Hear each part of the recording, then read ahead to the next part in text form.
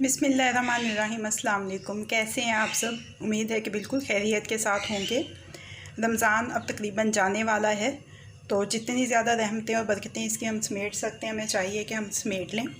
आज आप सोच रहे होंगे कि मैंने खाली प्लेट रख के आगाज़ किया है, मैं कौन सी रेसिपी आपके साथ शेयर कर रही हूँ।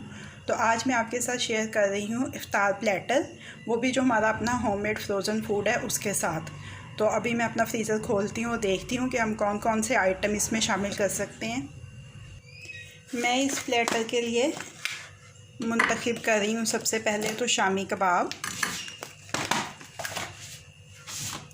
इसके बाद इसके लिए मैं मुंतखब कर रही हूँ हमारे चिकन समोसा। इसके साथ स्टीम रोस्ट, और स्टीम रोस्ट के साथ मैं इसमें शामिल कर रही हूँ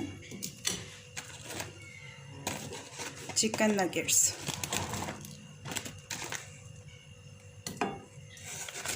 अब इन चीज़ों को फ्राई करते हैं और फ्राई करने के बाद मैं आपको दिखाती हूँ कि हमने इस प्लेटर को सेट कैसे करना है।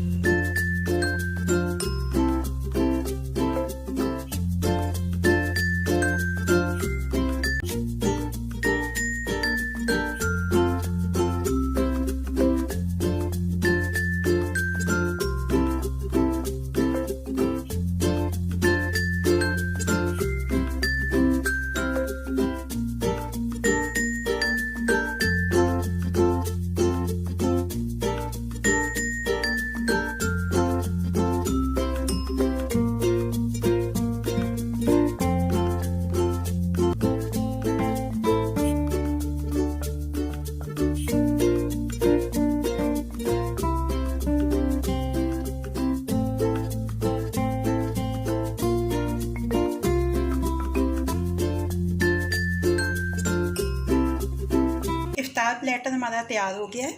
सबसे पहले देख लेते हैं कि इसमें है क्या। सबसे पहले तो इसमें मिंटी रूह अफ़ज़ा है, जिसकी रेसिपी मैं आपके साथ शेयर कर चुकी हूँ। एक फ्रूट का बॉल है जिसपे मैंने केला इस्तेमाल किया। आप मिक्स फ्रूट के साथ भी कोई बॉल बना सकते हैं या आप एक सिंगल फ्रूट के साथ भी बना सकते हैं। बड़ा ही सिंपल से सिर्फ केले को काटा, इसके ऊपर थोड़ा सा चाट मसाला, नींबू का रस और खुबानी की मीठी चटनी डाल दी है मैंने। उसके बाद इधर प्लेट की तरफ को आ जाइए। इसमें चिली गार्लिक सॉस है, इसकी वीडियो मैं आपके साथ शेयर कर चुकी हूँ, चैनल के ऊपर मौजूद है। उसके बाद खजूरें हैं, ये सादा खजूरें हैं, लेकिन मैंने आपके साथ रेसिपीज़ शेयर की हुई हैं बादाम और क्रीम वाली खजूर की, खोए और नट्स वाली खजूर की।